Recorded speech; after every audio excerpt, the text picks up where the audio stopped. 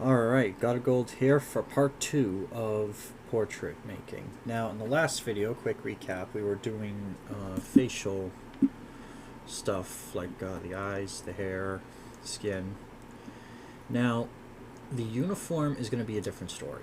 Now, you can leave it black, or you can, change it to another color, depending on how, but for the sake of the extenuation of like the video and not making sure it's not getting too long, I will simply make it shorter just by doing like the white and gray detail as you see in the imprints here. So here's what you can do whenever you make the uniform.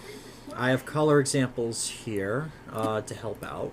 You can also use brown for like the belt straps and other types whatsoever. Now for the gold you can do 25, 153 to 51 and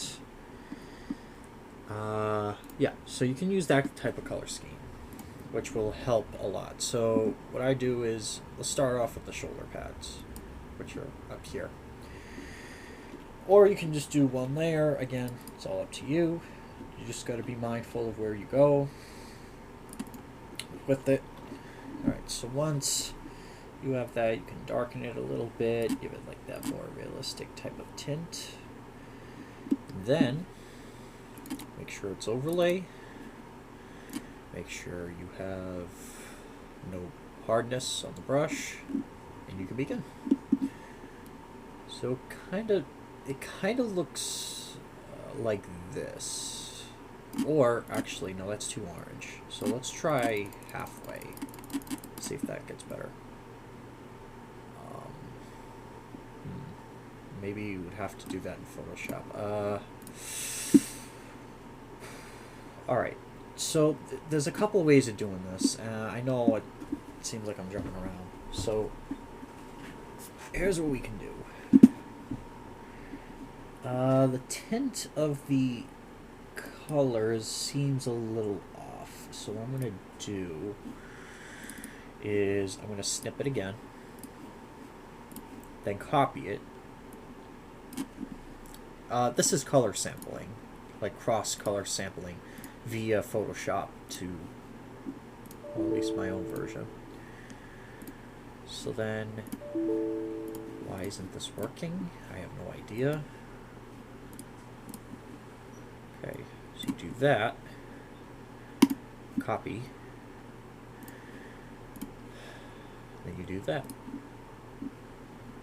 Now, you get the color code 247 147 35 31 85 96, or if you want to go all the way, you can do that too.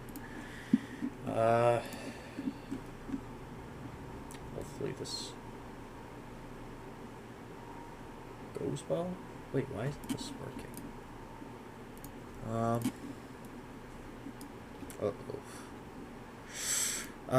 Having a bit of an error here. This isn't good. Color schemes won't work. What I can do, just save it as a PDN to back it up. I forgot to mention that. I should have mentioned that in the last video. So then you X out. You minimize this. Find this. Go back in. It should work. Sometimes that can happen. I forgot to warn you guys about that. The color. Sometimes you paint and the color just won't work. Sorry, I should have mentioned that beforehand. Alright, so you get the color scheme. Make sure it's overlay, as I mentioned. You can lower the opacity. Make sure the hardness is down. And then, I guess you can begin coloring. Now, you may get a different tint of like a weird orange gold right here. So how do you resolve that? Depends on your method. Like you could go, like for example, Shoulder pads may seem orange, but you can double click this, lower the opacity to make it look more realistic. And as you can see, the color scheme is there. Now, I'm not gonna record like the rest of me doing this color process because it is pretty straightforward. But if you really want to know, I guess here's a little bonus footage for you guys. So yeah, if you want to skip ahead, I suggest you skip ahead to whatever time I label in the video. So yeah, I'll see you then. Let you know when this is done. Okay, well, once you've done the buttons, or actually, hold on. Buttons, or whatever.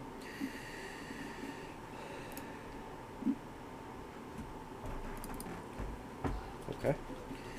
So, I guess that was actually quicker than I imagined. But if you guys really wanted to skip ahead, you could have. So for the buttons, same thing. If they're orangey, drop it down. Now if you really like, maybe want like a bit of a better gold with it, you can. That's fine too. If you want shoulder pads to match, that actually works a little better, to be honest. Let's see. Shake that down. Make sure there's no areas pushing outwards. Alright, so for the belt, you can use brown, like you did with the hair up here. You can, like, where was it? Yeah, you can use this type of brown. You know, I think I might as well use it for the sake of the video, you know, so it doesn't get too tedious. Which it already kind of is, and I'm very sorry about that. It's really a process to do, and you gotta have a little patience, you know. So if you wanted to do something like that, that's good too.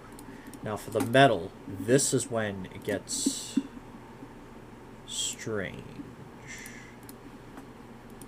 So for the metal, what I like to do, if it has a white thing, again, based on whatever color you pick, just do like a basic overlay of white here to polish it up a bit. Get rid of that rusty type of thing. A power rec popped up for some reason. I don't know why. It's in the way of my work here. Alright, so so you could go back to use like the gold like I mentioned before. So like if you go to metals 2, just do like a basic color or match around it. Sorry if this takes a bit. Alright, get rid of the edge issues. Alright, so once you have that color, basically, it's not perfect, but it's gonna have to do. You could also do, actually I should do this interior piece, because there's like a lion or something in the middle here, because the area around it is actually red. So what we're gonna do, get a dark red, lower the opacity, go to metals 3,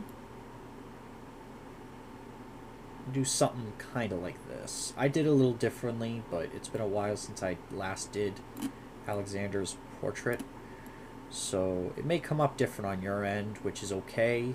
Some variation is good so long as it's faithful. And there it is. As you can see, the glow matches very well with the other pieces. Now again, you can adjust the overlay here. You can make it that if you really wanted to, but for the sake of consistency, leave it as 150.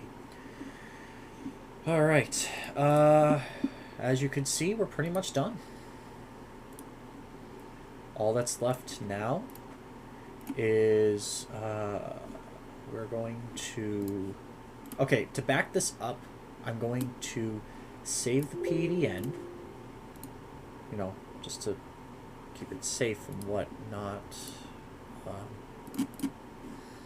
Then you can merge layers if you really wanted to, but just be careful.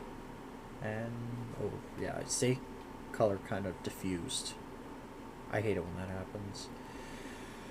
Yeah, I guess that's fine. Alright, so then what you do, back it up, then go to Save As, PNG. Oh, wait, PNG 2, I guess.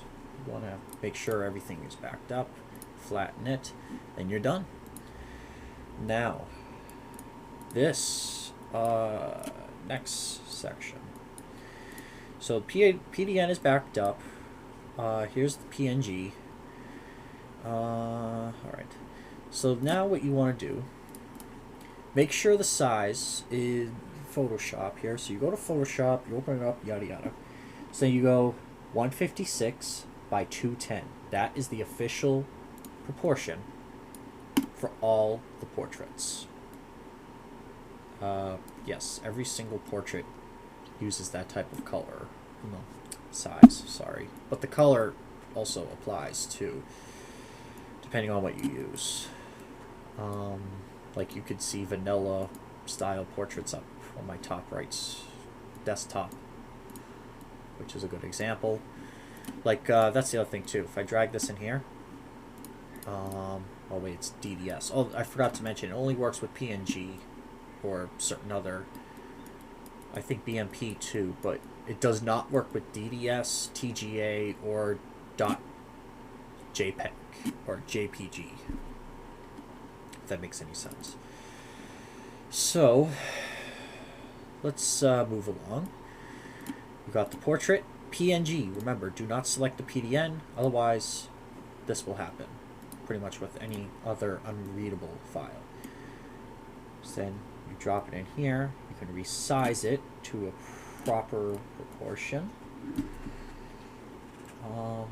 It may not be exact of how I did it, because I did it a little differently, but it is still applies to the aspect of the portrait itself. Let's see. But you gotta make sure to leave a little bit of space up on the top frame.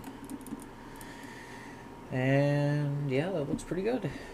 Alright, so once that's done, you get rid of the background because you don't need a white background. So then I have assets here. I'll leave a link in the description below. This will really, all this stuff will help you with making it. So I have custom portrait templates and different color curtains, like I did down in my mod folder. As you can see right here, it's got that certain style to it. It may come out a little differently depending on how you do it. But this is just for the sake of example. It's supposed to... Oh, another thing. I think there was Smart Sharpen somewhere. That could also help you. Let's see.